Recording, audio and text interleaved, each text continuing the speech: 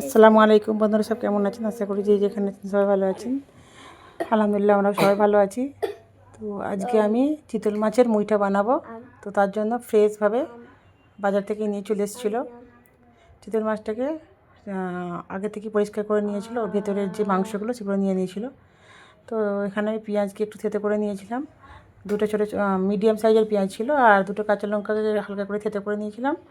আদা রসুনের পেস্ট দিয়েছি, হলুদ, লঙ্কা, লবণ, গোলমরিচের গুঁড়ো আর ধনিয়া জিরা গুঁড়ো দিয়ে দিলাম, আর দুটো সিদ্ধ করা আলু দিয়েছি, দিয়ে ভালো করে হাতে করে মাখিয়ে নেব। তো বন্ধুরা, স্কিপ না করে পুরো ভিডিওটি দেখবেন। খুবই সহজভাবে রেসিপিটা দেখাচ্ছি, একদম অল্প টাইমের মধ্যে দেখাচ্ছি আমি। খুব ভালো হয় এই রেসিপিটা। তো হাতের সাহায্যে আমি, যেহেতু চিতল মাছের মুইঠা বলছি আমি, তো মুইঠো করেই হাতে বানাবো। যে যেমন এখানে করতে পারে, এখানে গোল করেও বানাতে পারে, শেপটা যে যেমন ইচ্ছা দিতে পারে। আমি এখানে মুইঠা করে নিয়েছি লম্বা করে। তো আগে থেকেই পানি ফুটতে দিয়ে দিয়েছিলাম গ্যাসে। তো পানিটা ফুটে গেলে আমি এখানে দিয়ে দেবো মুইঠাগুলো। আস্তে আস্তে ছাড়তে হবে, অনেকটা গরম পানি। তো আমি এখানে সব দিয়ে দিলাম।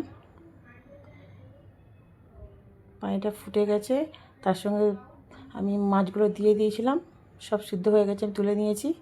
ওই কড়ারই পানি ফেলে দিয়ে ওতে সর্ষের তেল দিয়ে আমি মাছগুলো ভেজে নেব।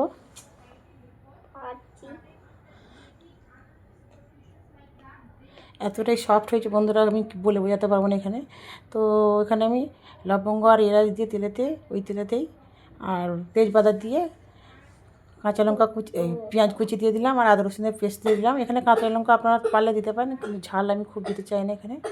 আর টমেটো কুচি একটা দিয়ে দিলাম, আর হলুদ গুঁড়ো, লবণ, স্বাদ মতন লবণ দিয়ে দিয়েছি, লঙ্কা গুঁড়ো, ধনিয়া জিরে আবার দিয়ে দিলাম।